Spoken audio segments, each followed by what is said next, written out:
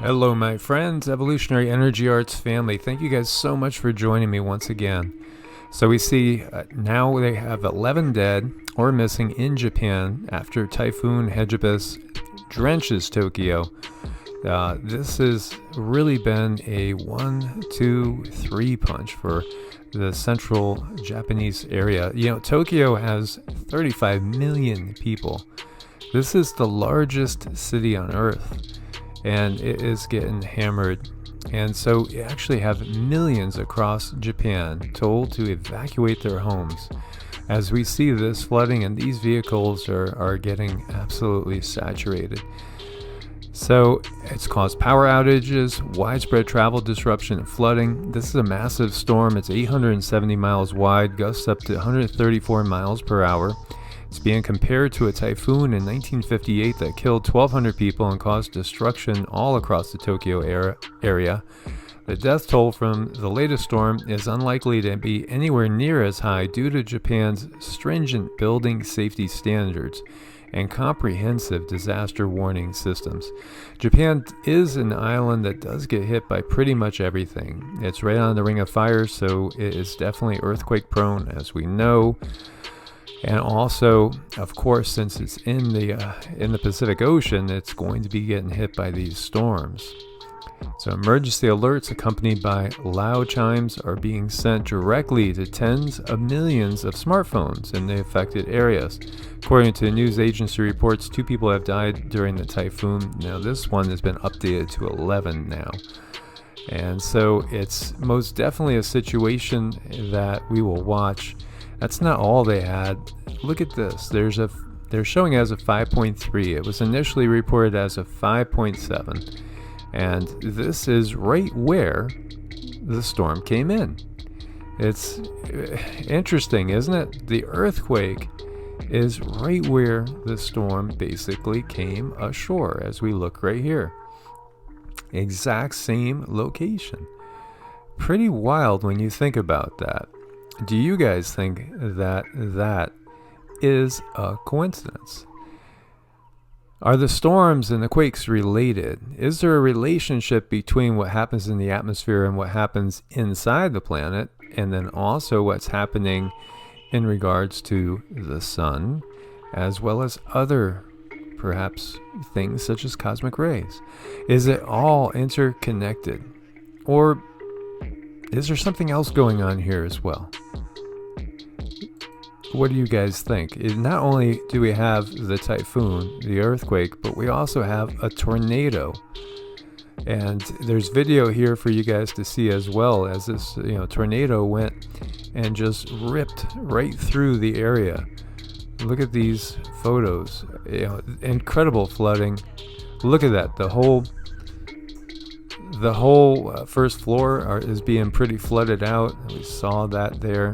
Look at this devastation going on. People wading through the streets. Pretty spectacular pictures we're seeing here.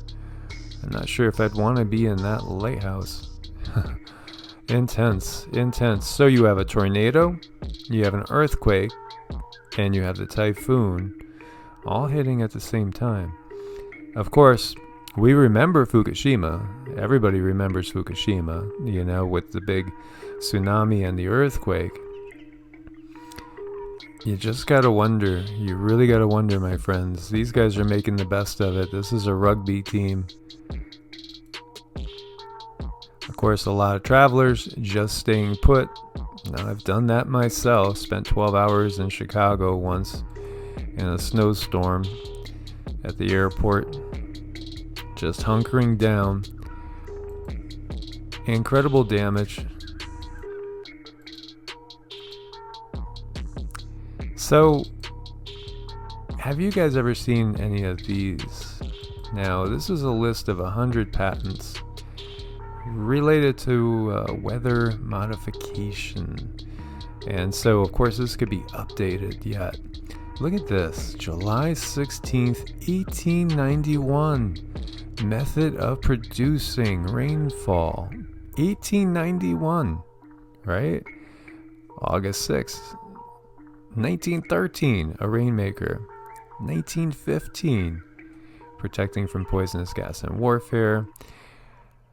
Over here we see 1920, process and apparatus for the production of intense artificial clouds, fogs, or mists. 1927, the process of producing smoke clouds from moving aircraft. 1928, process of producing artificial fogs. 1932, atomizing attachment for airplane engine exhausts. And we could see here in 1934 some airplane spray equipment, and going on and on and on. Interesting. There's tons of patents here.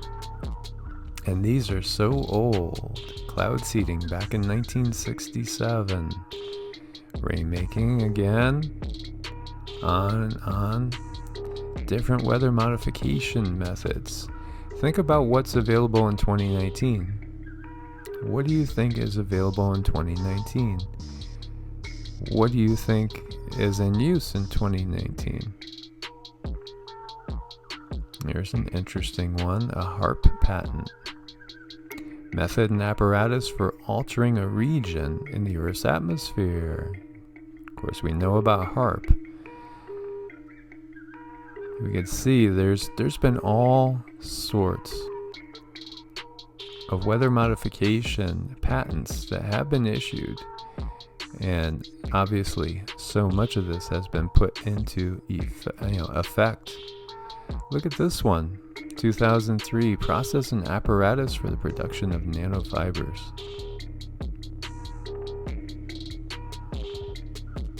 Interesting stuff. And how about this one? Charged seed clouds as a method for increasing particle collisions and for scavenging airborne biological agents and other contaminants. Pretty interesting stuff. And over here, our climate viewer again, more geoengineering and weather modification patents. And different experiments, most definitely. And we can see again, it goes way, way back.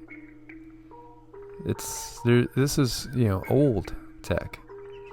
And again, my question for you guys is, what is there in 2019? What do you think is available there in 2019 technologically? It's pretty interesting when we get into this and really look at some of these. It's kind of all right there. It's all right there. And how many of you guys remember Nikola Tesla? I'm sure so many of you do. He was just an amazing person. Were you aware of his electromechanical oscillator and his earthquake machine? So Nikola Tesla revealed that an earthquake which drew police and ambulances to the region of his laboratory at 48 East Houston Street, New York in 1898 was the result of a little machine he was experimenting with at the time, which you could put into your overcoat pocket. This is his quote, "I was experimenting with vibrations." And again, Tesla said, if you want to know the secrets of the universe, think in terms of energy, frequency, vibration. That's it. That is it. So he was experimenting with vibrations. I had one of my machines going, and I wanted to see if I could get it to tune in with the vibration of the building. I put it up a notch. After notch, there was a peculiar cracking sound. I asked my assistants, where did that sound come from? They didn't know. I put the machine up a few more notches. There was a louder cracking sound. I knew I was approaching the vibration of the steel building. I pushed the machine a little higher. Suddenly, all the heavy machinery in the place was flying around. I grabbed a hammer and broke the machine. The building would have been about our ears in another few minutes. Outside in the street there was pandemonium. The police and ambulances arrived. I told my assistants to say nothing. We told the police it must have been an earthquake, and that's all they ever knew about it. Some shrewd reporter asked Dr. Tesla at this point what he would need to destroy the Empire State Building, and he said, "Vibration will do anything." It would only be necessary to step up the vibrations of the machine to fit the natural vibration of the building, and the building will come crashing down. That's why soldiers break step, crossing a bridge. So, on the occasion of his annual birthday celebration interview by the press on July 10th, 1935, in his suite at the Hotel New Yorker, Tesla announced a method of transmitting mechanical energy accurately, with minimal loss, over any terrestrial distance, including a related new means of communication and a method he claimed which would facilitate the unerring location of underground mineral deposits. At that time, he recalled the earth-trembling quake that brought police and ambulances rushing to the scene of his Houston Street laboratory, while an experiment was in progress with one of his mechanical oscillators. Tesla's mechanical power transmission system, he dubbed it the art of telegeodynamics, was based primarily upon reciprocating engine invention patent, and this is the number here, and there's a link there so you can actually see it, February 6, 1894. While the fundamental operating principles of Tesla's mechanical oscillator are well understood, little has been said about how the machine would have been used for underground prospecting. The electromagnetic oscillator was originally designed as a source of isochronous, that is to say, frequency stable, alternating electric current used with both wireless transmitting and receiving apparatus. In dynamical system theory, an oscillator is called isochronous if the frequency is independent of its amplitude. An electromagnetical device runs at the same rate regardless of changes in its drive force, so it maintains a constant frequency in hertz. And so this is a little photo of a simple mechanical oscillator used in the first experiments. Pretty interesting stuff, my friends. So, interesting, isn't it? So we got a quake, we got a typhoon,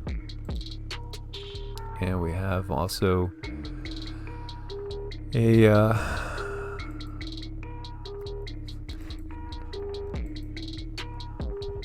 tornado going at the same time. Do you believe in coincidences, guys? Do you believe in coincidences? What's your thoughts? I look forward